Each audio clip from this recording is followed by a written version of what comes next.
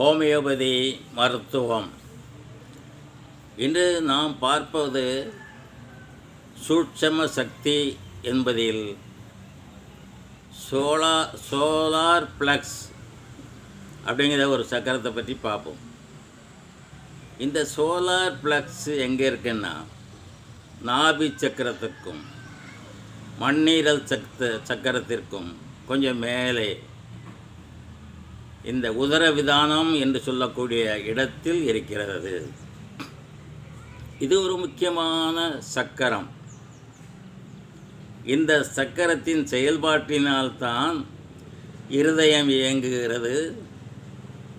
கல்லீரல், மண்ணீரல், லிவர் எல்லாமே இந்த சோலார் ப்ளக்ஸில் தான் இயங்குது. இதனுடைய முக்கியத்துவம் என்னவென்றால், நம் மனசுக்கும் இதுக்கும் தொடர்பு இருக்கிறது. நம் மனசு என்று எதை எண்ணுகிறோம்? நாம் சிந்தனையை மனசு என்று எண்ணுகிறோமா? இல்லையே. நெஞ்சு, இருதயம், நெஞ்சு பகுதியைத்தானே நம்ம மனசுன்னு சொல்லுகிறோம். எதுவும் பிரச்சனை வந்தால் மனசை தொட்டு சொல்லு அப்படிங்கிறோம். ஆக ஏன் நாம் இந்த மனதை இந்த இடத்துக்கு கொண்டு வருகிறோம் என்றால், அது சோலார் ப்ளஸ்ஸின் ஒரு சக்தி.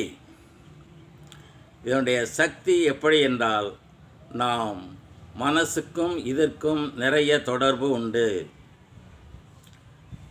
இப்போ ஒரு துக்க வீட்டில், ஒரு கவலையில் நாம் என்ன செய்கின்றோம்?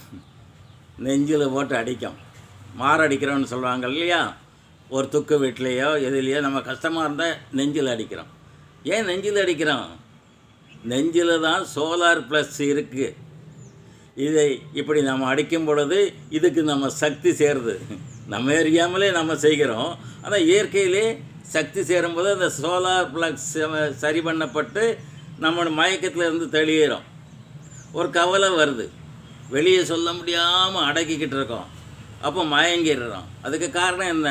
சோலார் ப்ளஸ் சக்கரம் வீக் ஆகிவிட்டது என்று அர்த்தம். அதற்கு பலன் கொடுக்கக்கூடிய அளவுக்கு தான் நம்ம இப்போ நெஞ்சில் போட்டு அடிக்கும்.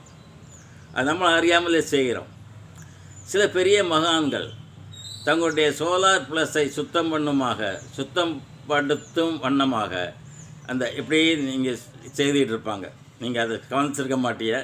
சாதாரணமாக இப்படி செய்யும்போது இந்த சோலார் ப்ளக்ஸு சுத்தமாகிறது. இந்த சோலார் ப்ளக்ஸுக்கு சக்தி சேருது. இதெல்லாம் சக்தி மையம், கையிலெல்லாம் சக்தி மையம் இருக்குது. நாம் அதை தெரியாமல் இருந்துக்கிட்டு இருக்கோம். அந்த சக்தி சேர்கிறது. இப்போ ஒரு துக்க வீட்டில் அழுகுறாங்க. எப்படி அழுகுறாங்க? நான் அந்த காலத்தில் பார்த்துருக்கேன். இப்போ எப்படி அழுகுறாங்கன்னு சரியாக தெரியல. ஒருத்தர் தோள் மேலே ஒருத்தர் கையை போட்டு கட்டி அழுவார்கள். ஏன் அப்படி கட்டி அழுவார்கள்? அந்த சக்தியினுடைய மையம், அதாவது ஒவ்வொருத்தருக்கும் சக்தி இருக்கிறது. அந்த சக்தி சமன்படுவதற்காக, ஒருத்தர் கூட இருக்கலாம், ஒருத்தர் குறையாக இருக்கலாம், அதை சமன்படுவதற்காகத்தான் ஒருத்தர் மேல் ஒருத்தர் கை வைத்து நம்ம அறியாமலே நம்ம செய்கிறோம். அதுக்கு கூட்டு பிரார்த்தனைகள் எப்படி கைகோர்த்து நாம் கூட்டு பிரார்த்தனை செய்கிறோம். நிறைய பேர் செய்கிறத பார்த்துருப்போம். ஒருத்தர் கையை பிடிச்சிட்டு ஒருத்தர் கூட்டு பிரார்த்தனை. அப்போ என்ன நடக்கிறது? ஒருத்தருடைய சக்தி ஒருத்தருக்கு போய் அந்த சக்தி எல்லாருக்கும் சமமாக கிடைக்கக்கூடிய நிலையில்தான் அந்த கூட்டு பிரார்த்தனை நடக்கிறது. ஆக இந்த சோலார் ப்ளஸ் சக்கரம் ஒரு முக்கியமான சக்கரம். அந்த சக்கரத்தை நாம் அடிக்கடி இப்படி சுத்தப்படுத்தி கொள்ள வேண்டும். சுத்தப்படுத்தி கொண்டால் நாம் உடம்பு தெம்பாகும். சுகர், ப்ரெஷர், ஹார்ட் பிரச்சனை வருவதற்கு இந்த சோலார் ப்ளஸ் வீக், இதனுடைய பலவீனம், சுகர், ப்ரெஷரு இதுகள்லாம் வரும்.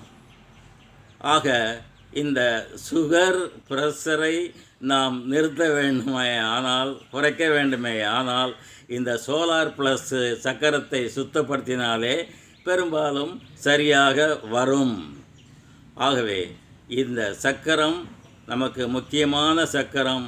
அதை நாம் பயன்படுத்தி நம்முடைய உடல் நோயிலிருந்தும் மனநோயிலிருந்தும் விடுதலை பெற வேண்டும் என்று கேட்டுக்கொண்டு விடைபெறுகிறேன். வணக்கம்.